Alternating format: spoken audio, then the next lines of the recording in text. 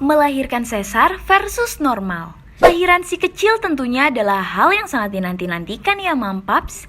Dan di minggu-minggu terakhir kehamilan juga merupakan waktu yang bikin deg-degan. Karena Mampaps akan mempersiapkan serta memutuskan untuk memilih metode apa yang akan digunakan saat melahirkan nanti. Salah satunya adalah melahirkan normal dan sesar.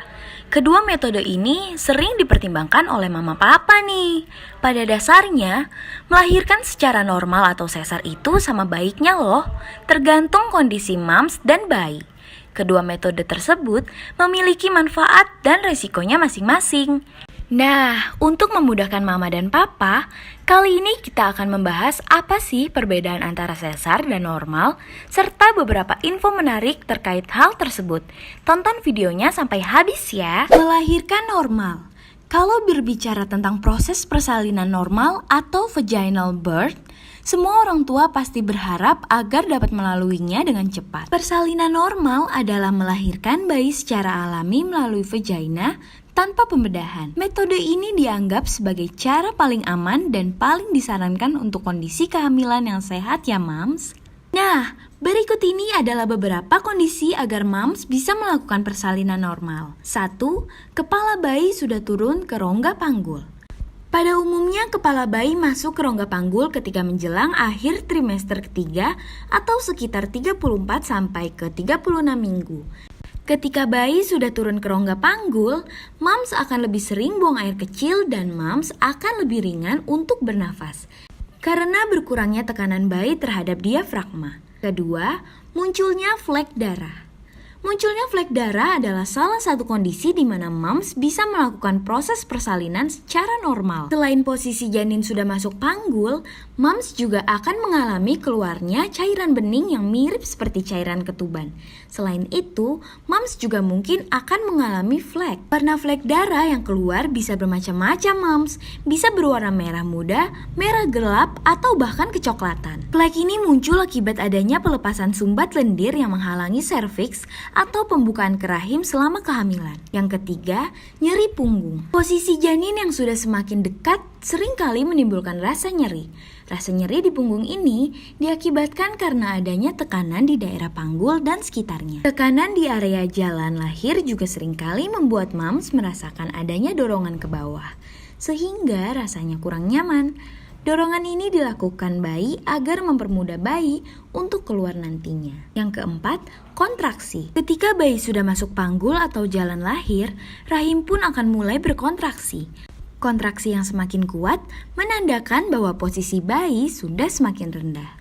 Jadi, apabila kontraksi yang mams rasakan benar-benar sudah semakin teratur, berirama, dan intens, bisa jadi tanda bahwa bayi sudah berada dalam posisi siap dilahirkan.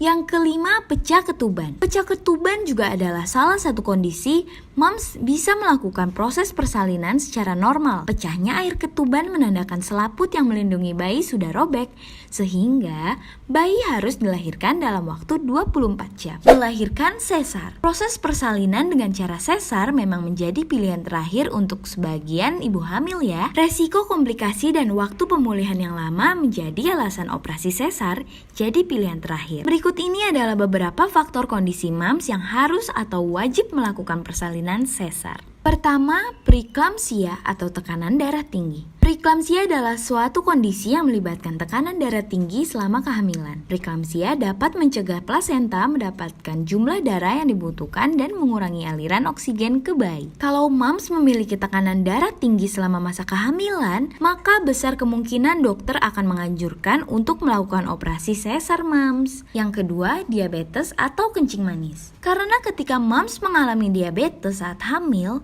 maka mams cenderung akan melahirkan bayi yang besar.